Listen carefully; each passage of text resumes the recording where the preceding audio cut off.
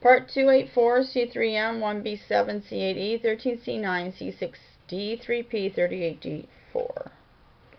So this is line 22f1fa19c3m1b7c8e13c9c6d3p38d4.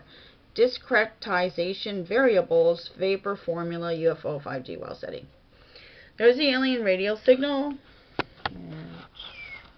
Set that up.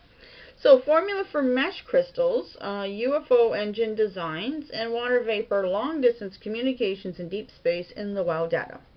February 18, 2013, today's the 24th. Keywords from our previous video, which I replaced when titled Line 22f1fa19c3m1b7c8e13c9c6d3p38d3 Photonic-Crystal fiber lasers 5G Wow Seti. I think there was a bit of a formula in that one too, but I couldn't fit the word formula in the title. So keywords originally came from vector finite element method to discretization to mass matrix to rigid body dynamics. Those will be the next keywords we'll be doing. So the keyword discretization is from the formula in one of those videos. Sorry. Probably in the previous one. If you go to 38C, start there. That's where you'll find all the formulas that we were working on, and these are the keywords from those formulas that I didn't understand. So quote from Wiki, in mathematics, I swear my house is getting crooked because my chair keeps sliding backwards and I'm trying to hold it up and I keep falling back. It's getting really annoying. So the house is sinking. Lovely. As long as it's not a big sinkhole. That's all I need, right? So, quote Wiki, in mathematics, discretization concerns the process of transferring continuous models and equations into discrete counterparts. This process is usually carried out as a first step toward making them suitable for numerical evaluation and implementation on digital computers. There, that's better. In order to be processed on a digital computer, another process named quantization is essential. So these are the keywords from the website. It said Euler discretization, zero order hold. Discretization is also related to discrete mathematics and is an important component in granular computing.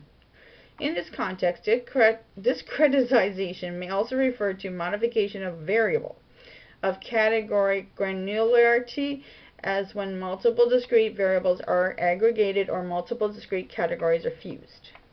So here's a diagram, a solution to a discretized partial differential equation obtained with the finite element method. Notice it's in a bit of a, like half the size of a core, like the center, and it's got like a mesh look to it, so I thought that was cool because we're working on a mesh kind of engine thingy with lasers and stuff. You'd have to watch all the videos to understand what I'm talking about. So my thoughts, outside particle forces, see keyword rigid body dynamics, affecting inside particles of the UFO spaceship. We're talking about bendable metals in this ship. It basically converts itself to different shapes and sizes when it needs to. Let's say it comes near an asteroid. Instead of having to fly around it, it can just change its shape and go around it and still not affect anything that's inside of it.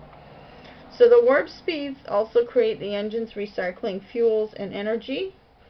Tevatron Ring inside the ship's magnetic forces will be controlled by outside dark matter solar particles, which I noticed this week on your science news. You guys are looking for ways to get the solar plasma from the sun and use it for energy.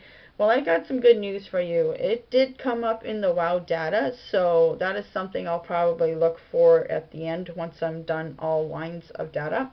This is only line 22. There are 27 lines of data to work on, and line 22 is like 400 videos. It's just crazy. I just added another 75 last night from the research. Like, it's just crazy what's coming up. It's cool though. I mean, learning all sorts of neat stuff. Half the stuff I don't understand, but some of it's pretty cool. So this is a Tevatron ring inside the ship's magnetic forces will be controlled by outside dark matter solar particles.